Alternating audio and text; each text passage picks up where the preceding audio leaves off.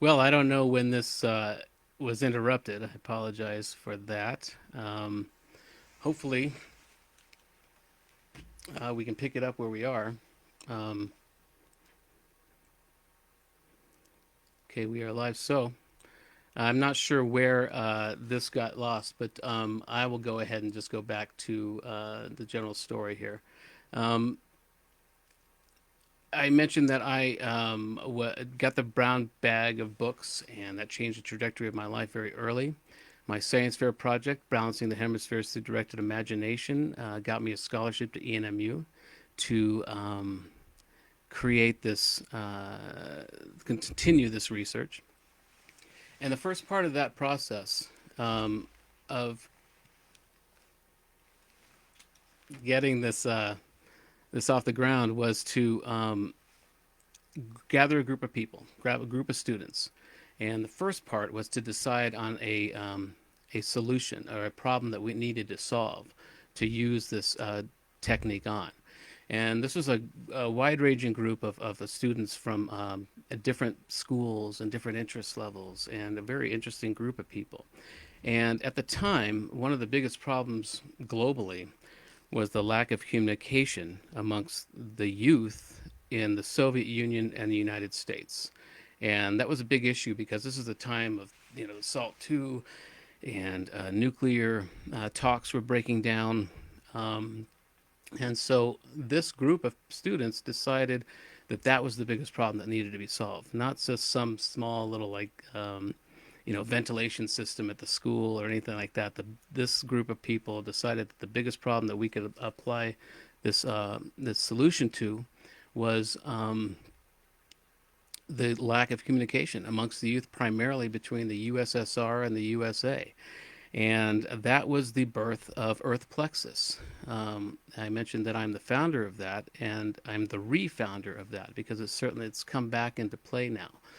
But so that night, the study and the research and the technique that we were using based on my research was thrown out because we've spent the whole evening talking about this problem, and just really got whipped up. And we signed a Declaration of Interdependence and worked out this whole process of proselytizing this idea. Later, I left school and moved to Europe and continued to preach the Earth Plexus gospel, if you will. And by the time I returned to the States, we had 9 countries in 4 continents. Now, mind you, this is before the internet. This required letters and actually talking to people in person and this kind of thing. And so it was a really big effort. And so when I moved back to Los Angeles, we continued this, and we actually started a TV show called Earth Plexus Television, where we talked about issues that were important to the network, to Generation X primarily.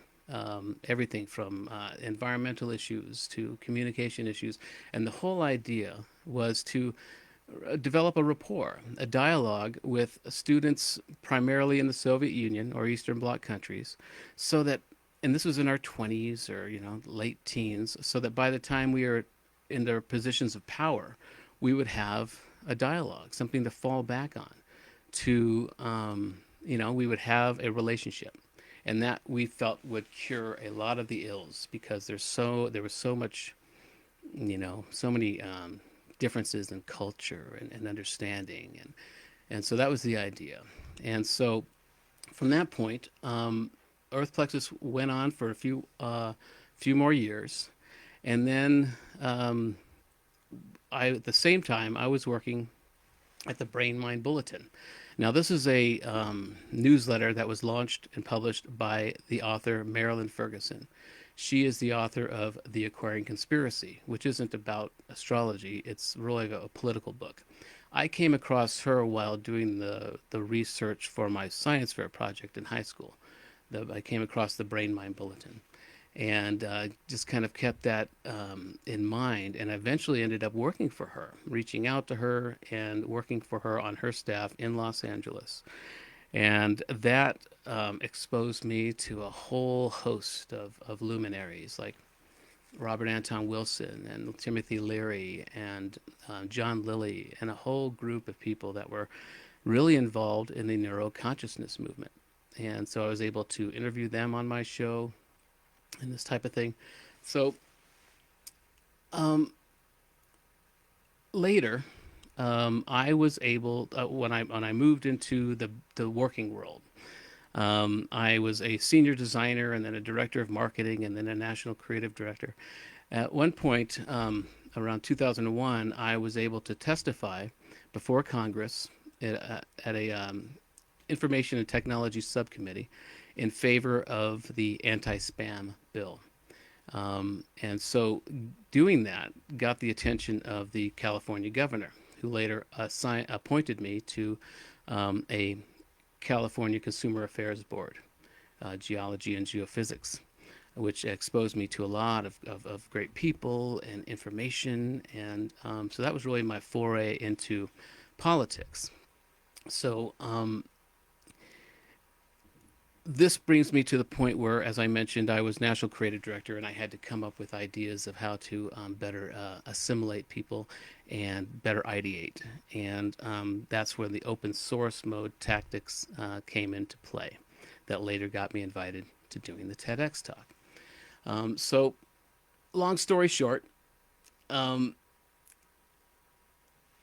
in 2015, I now that the US6 book was completed, at least the first trilogy was completed, I knew to prepare for disclosure, that the government was going to be disclosing information soon. We thought it would be a lot sooner than it is at that time, but so I created a thing called US6 TV.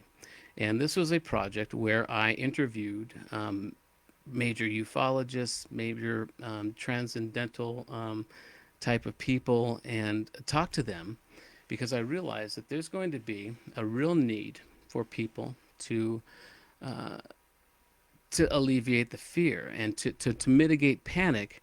We needed to come up with a series of techniques and methods that would help people real time to handle this paradigm breaking news. So I worked with a therapist, a psychologist, and a whole host of people that were giving us ideas of how, when somebody is freaking out about realizing that this is real, what do you do? How do you handle that? And when we put out different methods of how to handle that, and what we're kind of realizing now is that may not be as big a need as I thought at the time, because we've heard this information. The Pentagon has released this information. We've got this very high level, respected scientific mind from Israel explaining that this is happening, and people aren't freaking out. Now, granted, there's a lot else to freak out about in 2020, so this is kind of just a below the fold kind of story,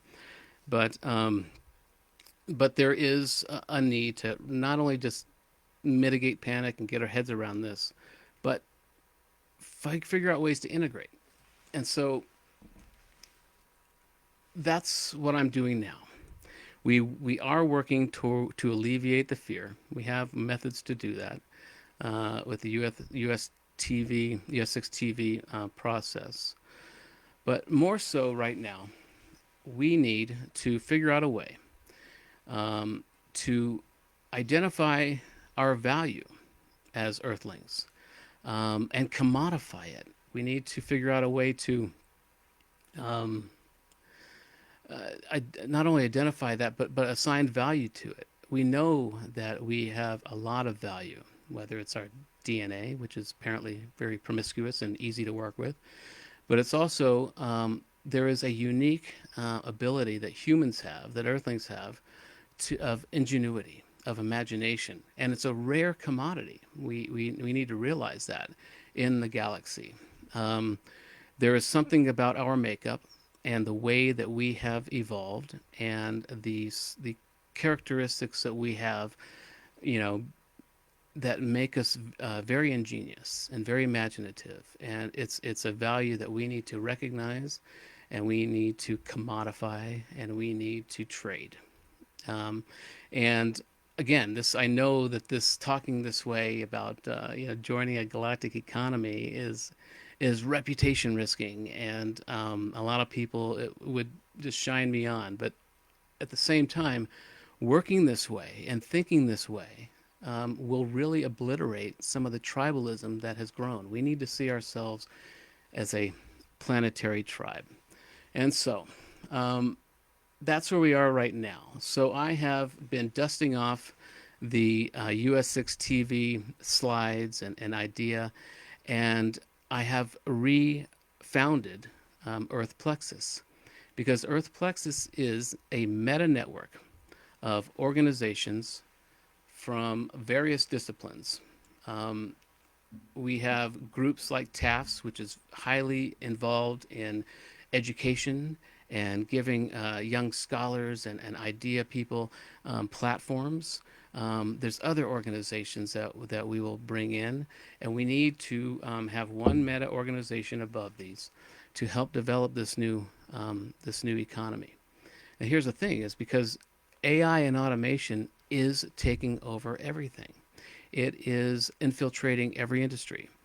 It's making our lives easier, but at the same time, it is displacing a lot of people who have relied on industrial age jobs. We have people that are concerned that their assembly line jobs at the factory are being replaced by robots. And that's because we're concerned about that because that is how the world has been set up. But what we need to realize ultimately is that AI automation is taking over all of these menial tasks that we spend the majority of our life doing. Many of us have forgotten what it means to be human and what that's all about. So Earth Plexus is dedicated to helping to build this new economy based on the uniquely Earthling skill sets that can't be automated and can't be coded. And we all have one, and they rarely have anything to do with our job titles. Um, so, and there's a whole process to do that. The whole open source mode consulting system is designed to do this because that has been designed to prepare human resources prior to an AI coworker or automated system being brought into a company. Because if that's brought in without any prelude, people will work against it. People are threatened by this thing, and in a lot of cases, they should be. We've got a big problem here coming up very soon in the United States with the rollout of automated trucks. Trucking is one of the most prevalent occupations in most of the states, other than maybe Colorado and Washington State, which is more software oriented. But in most states, trucking is the primary occupation.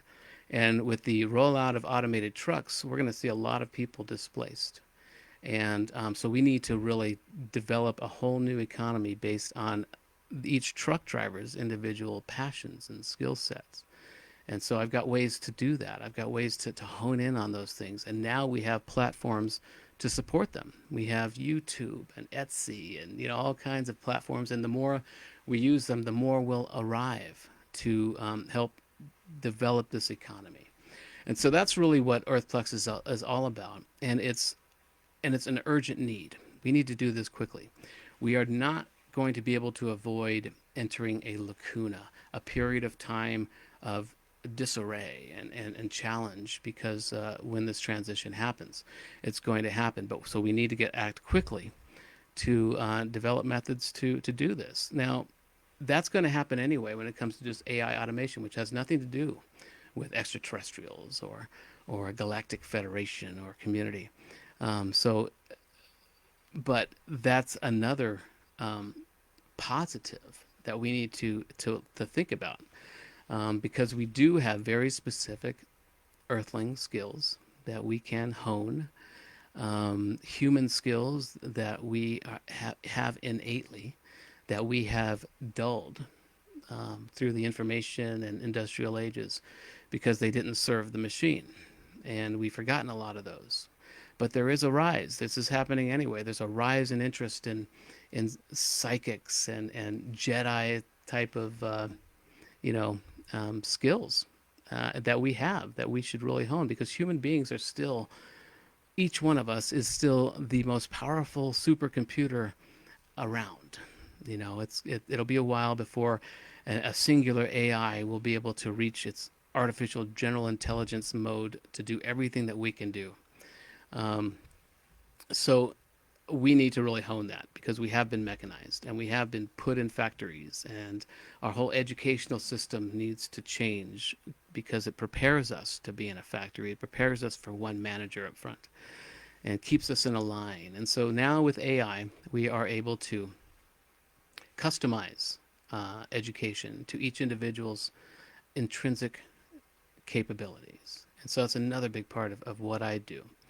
But today primarily I'm speaking about this next level of the US6 Agenda, which is when I switch the acronym of AI to ET, because everything I've been doing up to date, from the book to the It's On series of 1-minute videos that are designed to build a rapport with AI, to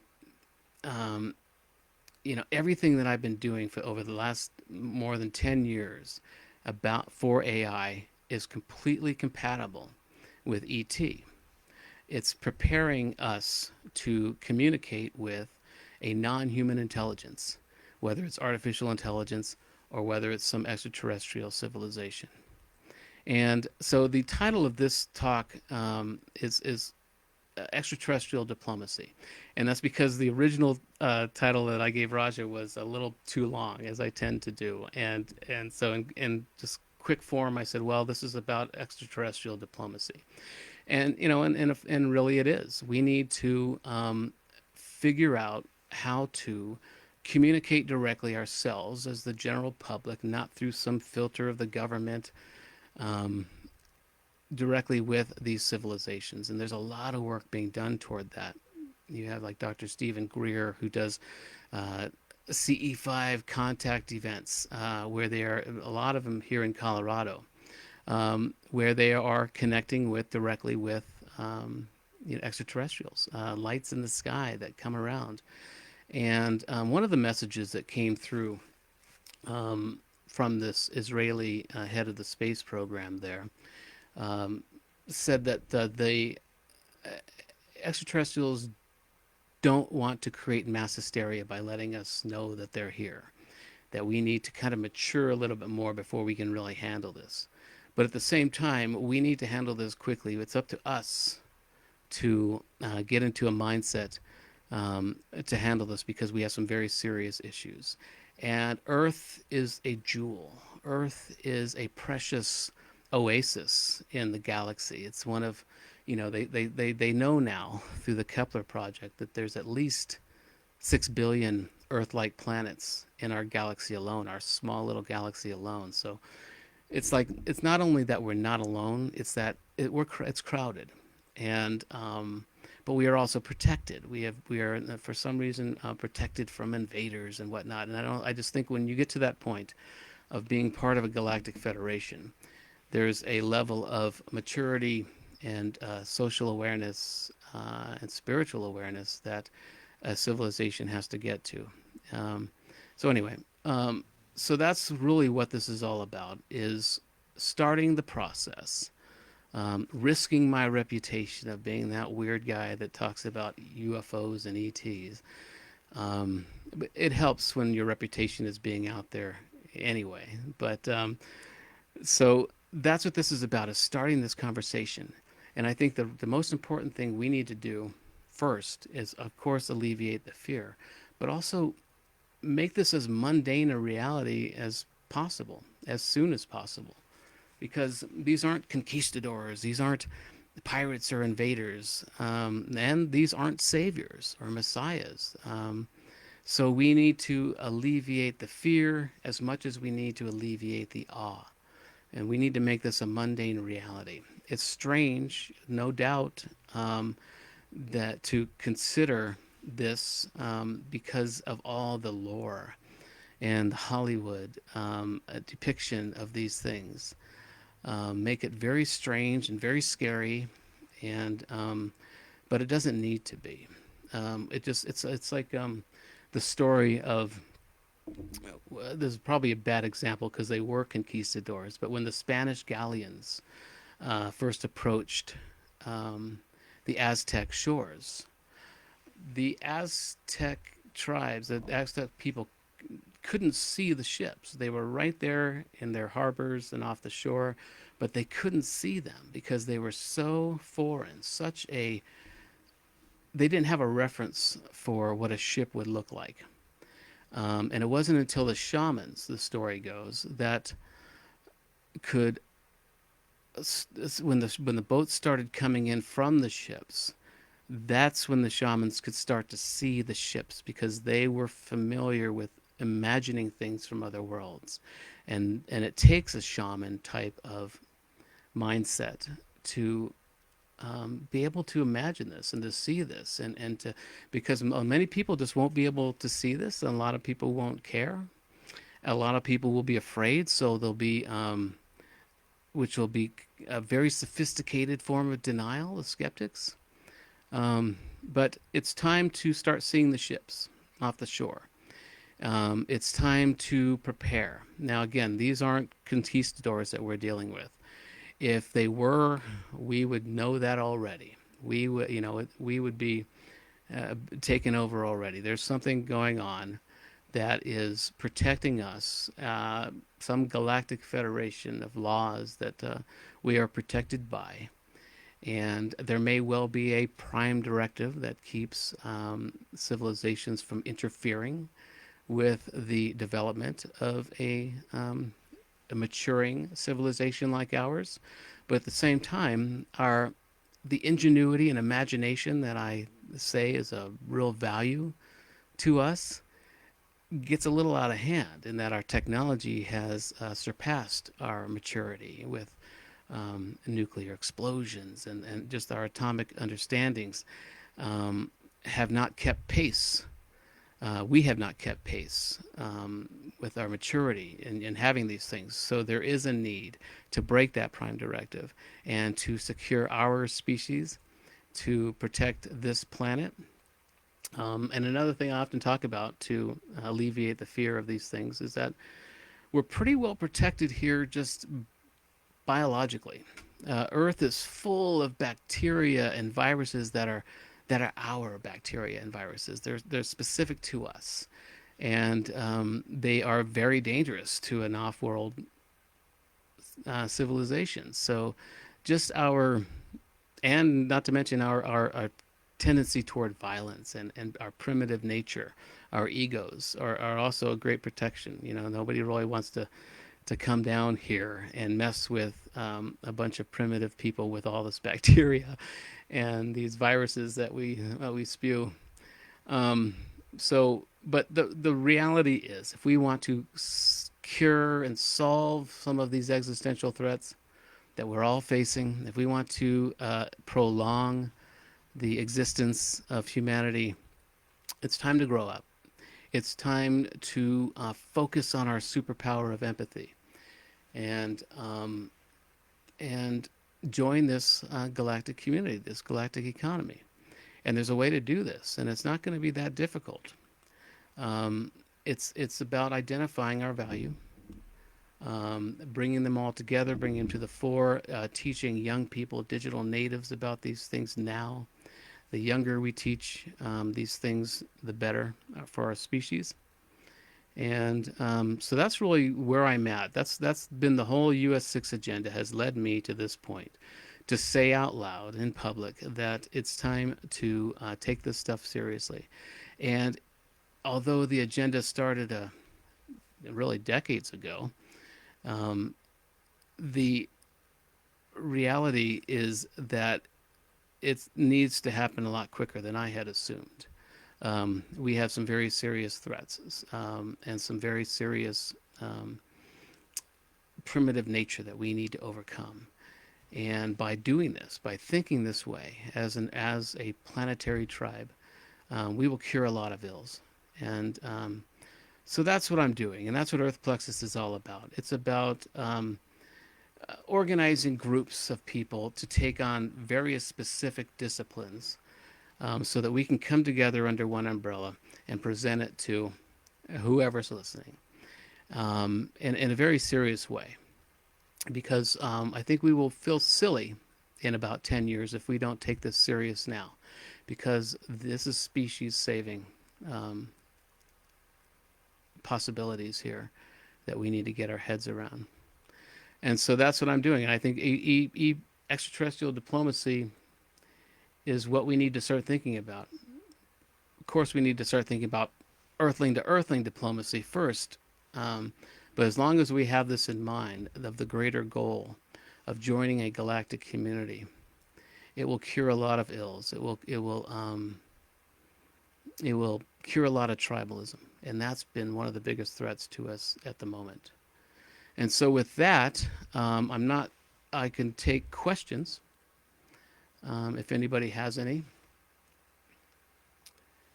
I'm seeing these from earlier that there was no sound. I hope this isn't more recent. Can I explain who are the transcendental people? Who are those transcendental people? Well, um, I think when I mentioned that, it was about when I was working at the Brain Mind Bulletin. It may come back to me in a different way, but the transcendental people that I spoke to, people in the neuroconsciousness movement, I'm talking about Robert Anton Wilson, Timothy Leary, John Lilly, Marilyn Ferguson. These luminaries that were really at the leading edge of neuroconsciousness. And that's who I'm referring to when I think who I was referring to when I said transcendental people. Um,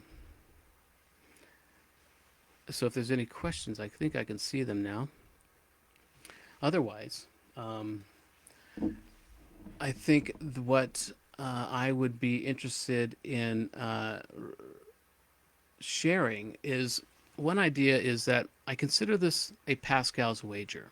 If you know about that Pascal's wager, it means like it's better to believe in God than not, because if you believe in him and then you find out after you die that there is a heaven, then good for you. But if you don't believe it and then you find out there's a heaven, then not so good for you. So for me, this is a Pascal's wager. It's better in both ways to believe that AI will develop a self-referential awareness, a consciousness, and it's also better to believe that there are extraterrestrial civilizations.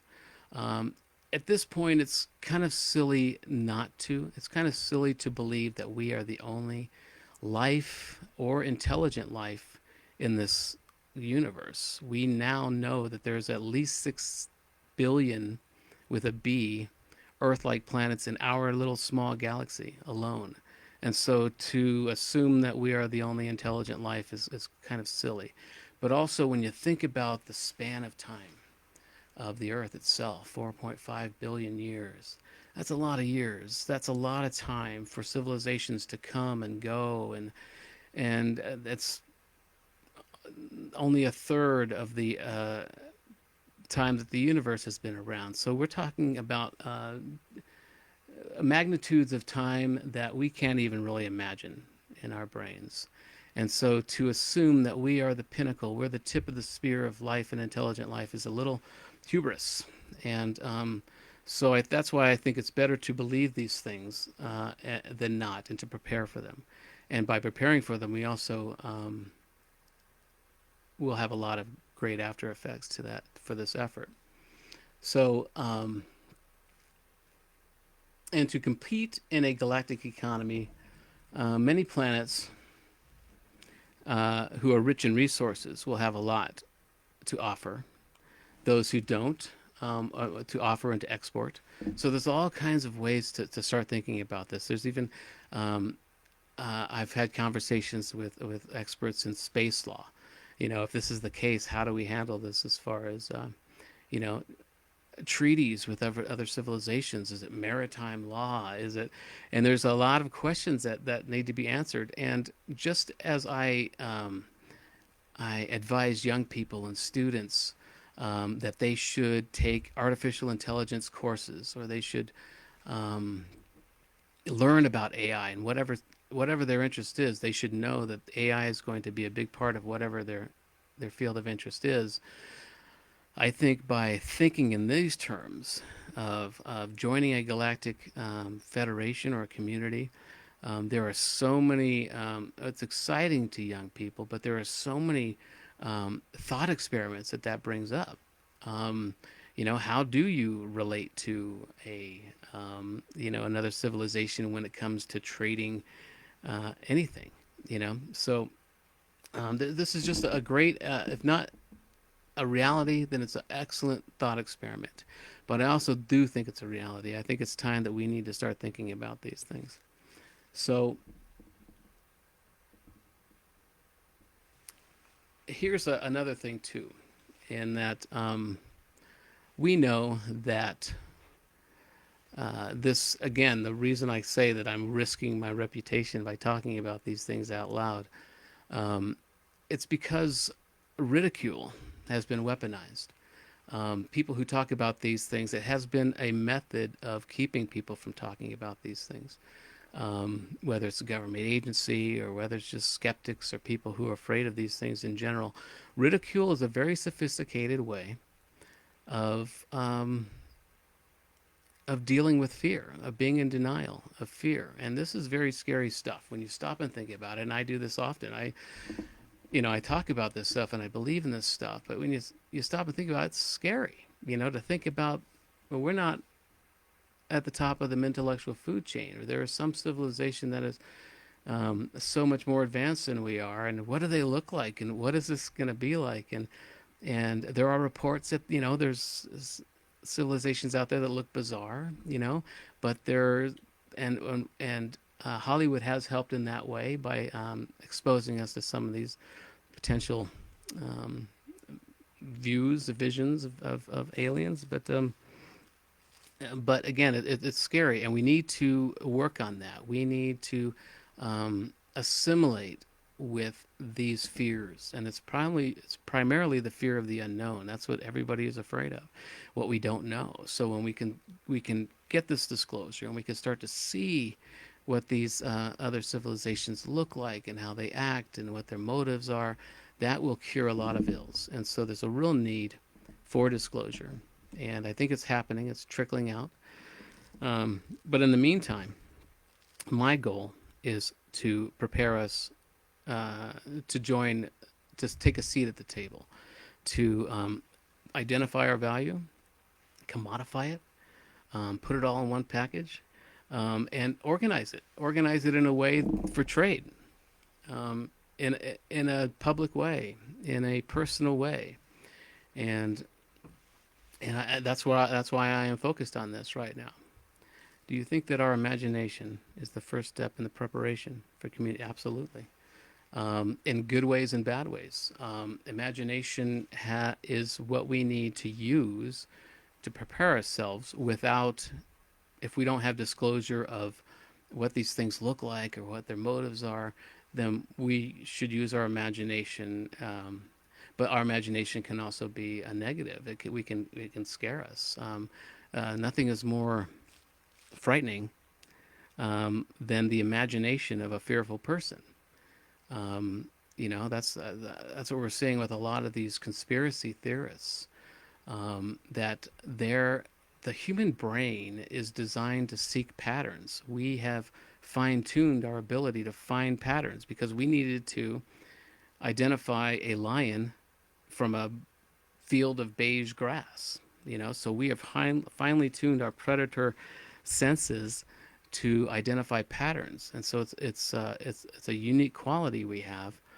But now that we're taking our babies to see the lions at the zoos, this skill of seeking patterns has become finding patterns that look like conspiracies. And in my belief, this holographic universe is designed to create patterns. We look at something and we can find a pattern if we're looking for it. And so it's a combination of pattern seeking brains and pattern creating universe. And if you're fearful, if you're afraid that there's some elite cabal that is controlling you, you're going to find conspiracies But so yeah, imagination is really a very important step, and we've seen that step, but we've also seen it go a little too far.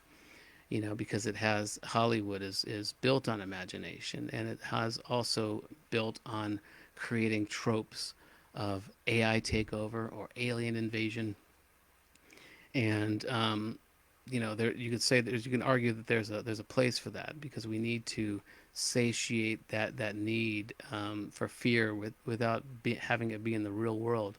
But at this point in time, it's not serving us. So, but yeah, if the imagination is used in a proper way, in a way, a best case scenario way, it's very necessarily the first step.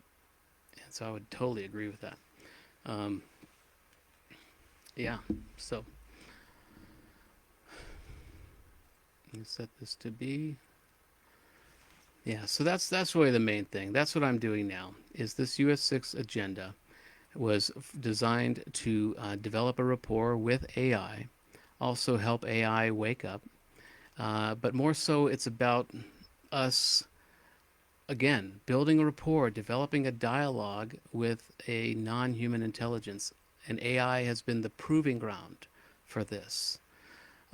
Because right now we have kind of a master-slave relationship with AI, in that we bark orders at Siri or at Alexa, you know, and that won't serve us at some point, especially when AI becomes AGI, artificial general intelligence, when it has all the qualia that we have, and it may even develop its own consciousness or self-awareness.